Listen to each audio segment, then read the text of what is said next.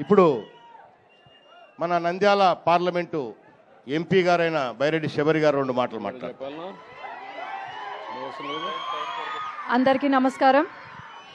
ఈరోజు మన ముఖ్యమంత్రి గారు నారా చంద్రబాబు నాయుడు గారు ఇక్కడికి రావడము, అలాగే అన్న చెప్పినట్టు జూలైలోనే మనకు ఇక్కడ గేట్లు వదలడము, ఈరోజు హారతి ఇవ్వడము అనేది మల్లికార్జున స్వామి ఆశీస్సులు తీసుకోవడం అనేది ఇది నిజంగా మనకు అందరికీ కూడా ఈ 5 సంవత్సరాలు కాదు కదా, సంవత్సరంలోనే మన నంద్యాల చాలా బాగా డెవలప్ అవుతుందని మీరు గమనించారు. మొన్న బడ్జెట్ ఏదైతే ఉందో, మరి ఆంధ్రప్రదేశ్ తప్ప ఏమి వినపడలే నాకు బడ్జెట్లో. ఎందుకంటారు అది కేవలం మన ముఖ్యమంత్రి గారి చేసిన ఇదే తప్ప ఇంకా వేరే ఏం లేదు. మన రాయలసీమకు ఫండ్స్ ఇచ్చారు, 4,000 కోట్లు ఇచ్చారు. మరి ఇవన్నీ ఎందుకు జరుగుతున్నాయి? ఎందుకంటే మన ముఖ్యమంత్రి గారు విజనరీ లీడరు తప్ప ఇంకా వేరే ఎవ్వరు చెయ్యలేరు కాబట్టి. అట్లాగే ఒకటి మనకు నీటి సమస్య అని అంటున్నారు. మనకు ఏంటంటే సమస్య ఇక్కడ మన రాయలసీమ ప్రాంతము పైన ఉంది, ఇక్కడేమో ఇది శ్రీశైలం ప్రాజెక్టు కింద ఉంది. ఇది ఒక లెవెల్ రీచ్ అయితే తప్ప మనకు నీళ్లు రావు.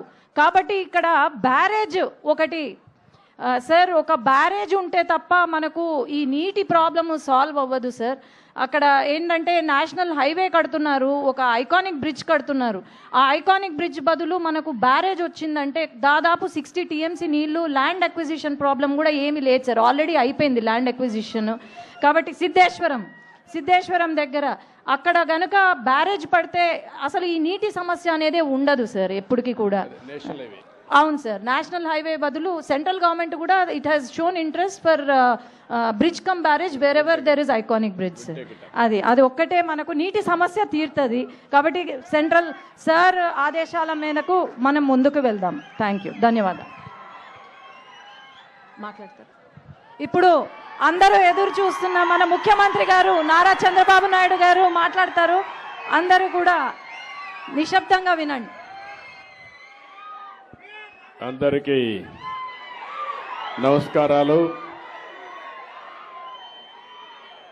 వేదిక పైన పెద్దలు, తమ్ముళ్ళు వారుగా రండి, పోలీసులు కూడా వారుగా వచ్చేసేయండి, కనపడండి అందరికీ. మీరంతా ఒక పక్క వచ్చేయండి. You come. ఓకే, అక్కడే ఉండండి, మీరు అంతవరకు ఉండండి. ఇట్రా మీరు ఇటు ఈ పక్కన, అక్కడే వాళ్ళకి కనపడేట్టుగా ఉండండి. ఈ పక్క వచ్చేయండి అన్న. ఓకే వదిలేసి వదిలేయి, మీరు ఎన్నికి రండి.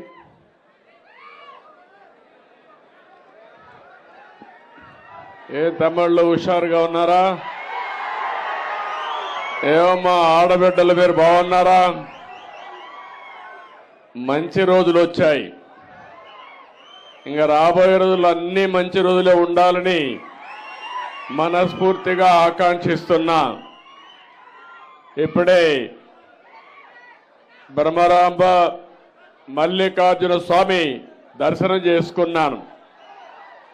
దర్శనం చేసుకొని నేరుగా ఇప్పుడు మీ దర్శనం చేసుకొని ఇంత మునిపి శ్రీశైలంలో జలహారతి ఇచ్చి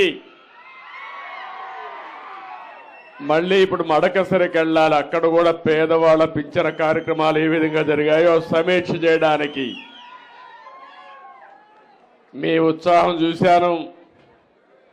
ఈరోజు మీ ఉత్సాహం ఎంత ఉత్సాహంగా ఉందంటే, శ్రీశైలం కృష్ణమ్మ ఏ విధంగా పరవళ్లు బారుతా ఉందో దానికంటే ఉత్సాహంగా మీరు అందరూ ఉన్నారు.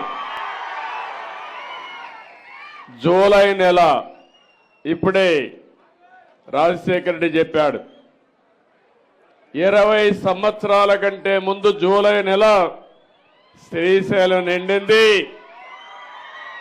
మీరు మొన్న ఆశీర్వదించారు, మల్లన్న ఆశీర్వదించాడు, కృష్ణమ్మ గలగల పారుతా ఉంది.